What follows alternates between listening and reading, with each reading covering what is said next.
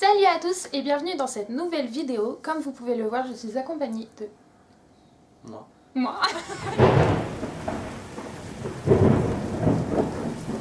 Salut à tous et bienvenue dans cette nouvelle vidéo. Aujourd'hui, je suis accompagnée d'une personne un peu particulière puisqu'il s'agit de... Moi.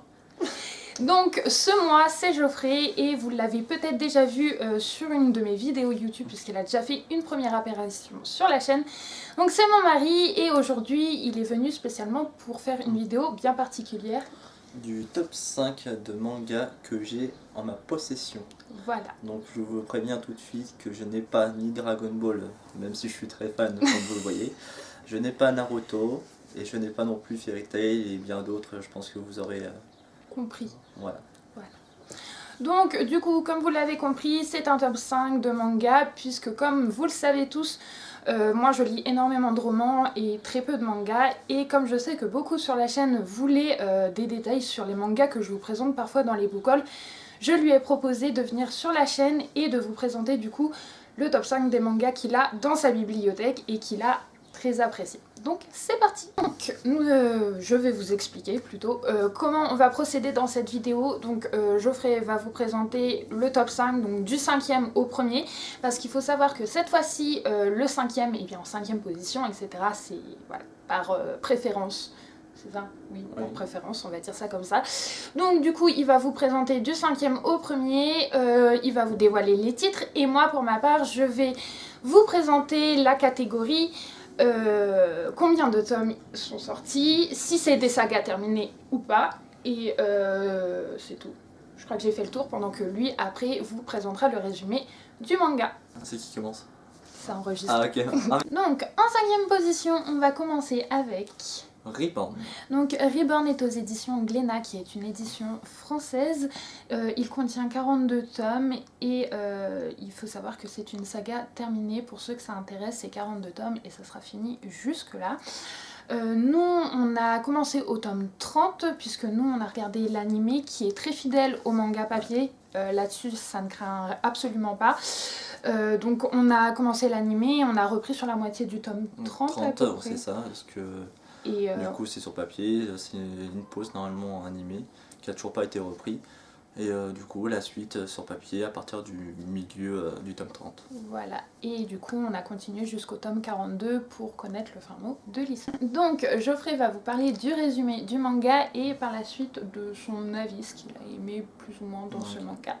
Donc je te laisse. Alors le résumé, donc Reborn qui a l'apparence d'un bébé est en fait un tueur envoyé par la famille Vongola, une puissante organisation mafieuse qui est à la recherche de leur successeur.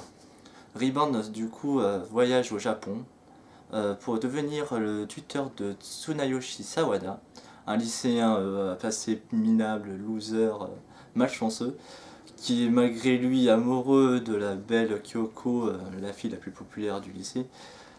Lorsqu'il rentre de chez lui, il découvre que sa mère a engagé un professeur qui lui aide à rentrer à l'université. Et il est d'autant plus choqué et stupéfait qu'il s'agit en fait d'un bébé. Lorsque Reborn de plus sort un revolver qui le met en joue, qui lui tire dessus, Tsuna, on va dire, il regrette de ne pas s'être déclaré à Kyoko avant sa mort, il croit qu'il va mourir, mais c'est là que, voilà, la suite de l'histoire, à vous de le lire et de voir si vous avez aimé. Moi franchement je trouve que ce manga c'est vraiment plein d'humour, plein de personnages farfelus. Il y a toujours... Ouais, il y a plein de personnages, on voit leur histoire. Et comme j'ai dit, c'est une famille qui doit être créée pour la famille Vongola. Et du coup, il va y retrouver des compagnons qu'il verra au cours de l'histoire, qui va du coup essayer de leur faire intégrer dans cette famille. Et plus les aventures continuent, plus on s'attache, plus il y a aussi de la romance aussi. Et ouais, tout ce qui est là, franchement, si vous ne l'avez pas vu, franchement, c'est un très bon manga. Donc en 4e position, One Punch Man. Donc One Punch Man est aux éditions Kurokawa, c'est une saga qui est en cours et pour le moment elle contient 10 tomes, sachant que quand les sagas sont en cours, il faut compter 2 à 3 mois entre chaque sortie à peu près. En moyenne c'est ça, c'est 2-3 mois.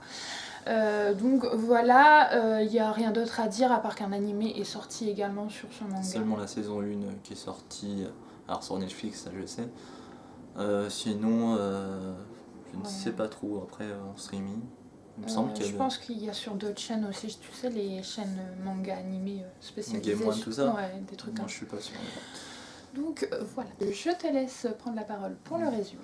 Alors, je pense que tout le monde connaît, est-ce que c'est vraiment nécessaire? Mais bon. Donc Saitama est un homme d'une trentaine d'années qui aimait jouer aux super-héros, a décidé de s'entraîner 3 longues années, et de ce fait qu'il est devenu puissant, tellement puissant qu'il bat tous ses ennemis d'un seul coup de poing, de ce nom One Punch Man.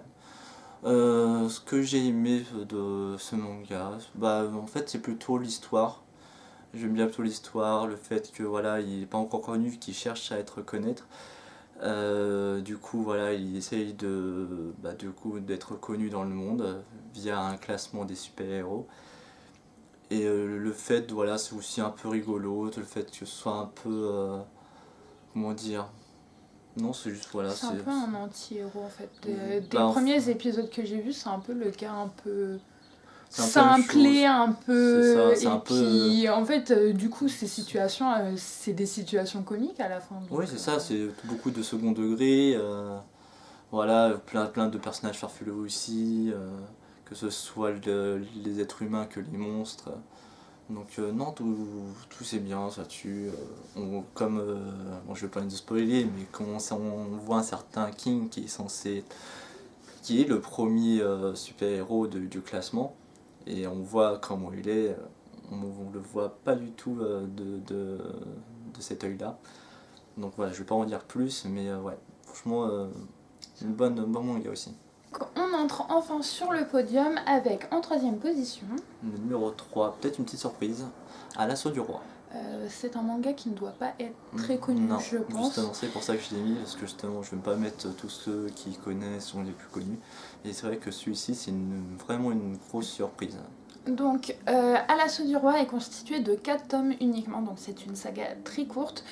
C'est aux éditions Kana et c'est une saga complètement terminée, donc c'est 4 tomes et c'est fini. C'est ça, c'est vraiment une court manga. Comme d'habitude, je te laisse la parole pour le résumé. Alors, c'est l'histoire de Ipé, un jeune garçon qui fait la rencontre de Hime, une nouvelle camarade de classe.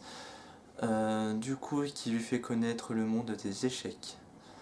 Lors d'une partie, pour lui faire découvrir, Hime se projette sur le plateau et entrevoit un nouveau monde.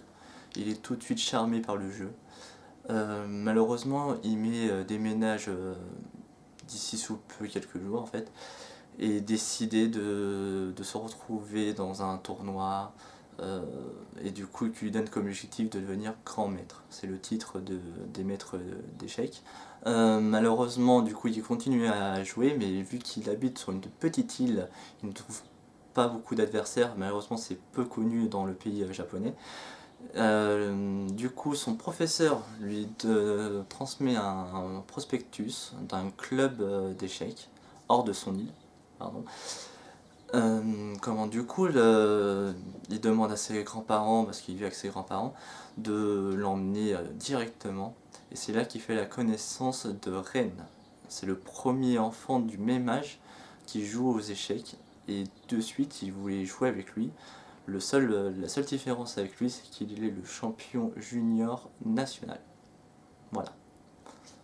Et donc, tu as aimé quoi dans ce manga? Parce que je vais t'en parler, ça va être pareil. L'histoire est vachement touchante, on se projette dans le personnage d'Ip du jeu. Ouais. Je trouve que les dessins sont super beaux. Tu peux montrer une planche si tu veux. Qui spoil pas trop. Pas spoil trop, hein, on va voir. Mais tu peux pour leur montrer un peu. La caméra fera un focus ouais. Comme ça. J'ai envie de mettre une belle image sans vraiment spoiler. Elle est plutôt...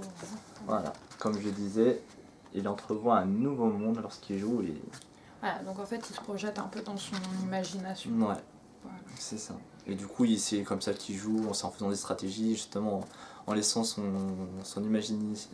imagination laisser faire. Du coup, il fait ses parties comme ça. Tu m'as dit qu'il fallait pas trop forcément être adepte des échecs. Non, pas du dans ce tout. De toute manga. façon, il y a beaucoup de petites astuces dans le manga où comment ils expliquent comment bougent les pions, ou que ce soit les techniques d'échecs. Mais non, franchement, il n'y a même pas besoin de ça pour le lire. Non, il y a d'autres choses à côté. La médaille d'argent est attribuée à... Ah, oh putain. La médaille d'argent a été attribuée à... Assassination Classroom. Accent English, s'il vous plaît. Donc Assassination Classroom est une saga en cours constituée de 19 tomes pour le moment, qui est sur le point de se terminer d'ailleurs de ce que tu m'as dit. De la maison d'édition de Kana. Oui, la maison édition Kana. Ouais, Et il a enregistré, ça y est, Booktuber. Donc voilà, c'est aux éditions Kana, 19 tomes en cours, c'est la médaille d'argent. Ouais. Et c'est tout. Laisse parler du résumé. Alors, c'est l'histoire de Koro, un extraterrestre qui a détruit 70% de la Lune.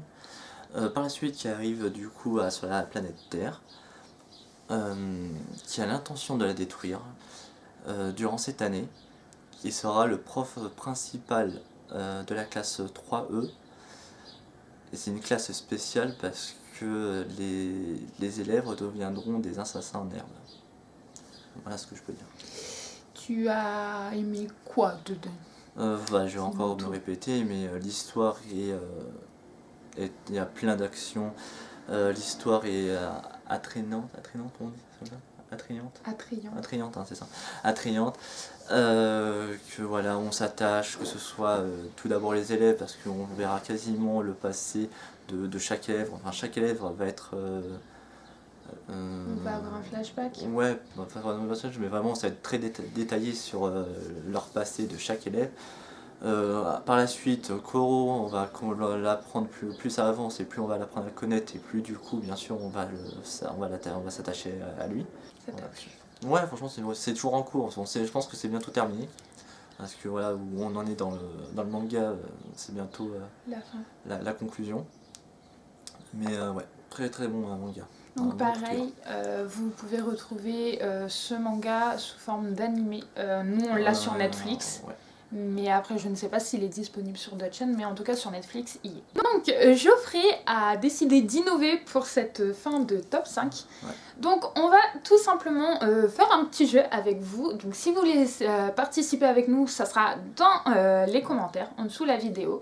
Donc, on va procéder tout simplement à l'inverse de ce qu'on a fait jusque maintenant. Il va vous présenter le résumé sans vous donner trop d'indices. Et vous, dans les commentaires, vous pouvez nous donner les titres du manga que vous pensez qui sera en top 1. Bien évidemment, il est interdit de tricher et on vous dévoilera le titre du top 1 à la fin de la vidéo. Donc on va commencer maintenant avec le résumé. Alors, l'histoire se déroule dans un monde où 80% de la population ont un super pouvoir. Les super-héros font partie de la vie au quotidien. Et les super-vilains aussi. Face à eux se dresse l'invincible All Might. Ouais, c'est bon. Du coup, All Might est le plus puissant des héros. Le jeune Midori. Ah drôle, hein. Ouais, je pense. Allez, non japonais, ça c'est jamais facile. On lui laisse une petite pause pour retrouver le nom.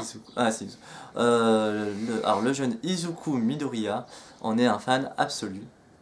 Son rêve est de rentrer dans la même école que son idole afin de suivre ses traces. Du coup, le seul problème, c'est qu'il fait partie des 20% de la population n'ayant aucun pouvoir. Son destin va être bouleversé le jour où il va croiser sur sa route All Might en personne. Ce dernier lui offre la chance de réaliser son rêve. Ouais. Donc, avez-vous deviné ou pas? En tout cas, moi je me mets à votre place, n'ayant jamais lu ce manga, je pense que je n'aurais jamais trouvé le titre. Il est interdit de faire des recherches sur Google parce que je vous vois préparer là sur vos claviers les noms qu'on vous a cités, il est interdit. Bon, je pense qu'il est assez facile, hein. Je pense que je vous retrouve. C'est un des plus connus. Donc on vous retrouve dans les commentaires, on compte sur vous. Et donc, petit roulement de tambour, il s'agit de... My Hero Academia. Donc My Hero Academia est aux éditions Kiyun. Il y a 13 tomes qui sont sortis pour le moment. C'est une saga qui est en cours. Ouais. Et je crois qu'elle est sortie en animé aussi, si je ne me trompe pas. Il y a déjà 3 saisons qui sont sorties déjà en streaming que vous pouvez voir sur différents sites de streaming. Donc voilà. Quand je vous dis que ma référence manga c'est mon mari, je ne vous ai jamais menti, vous voyez.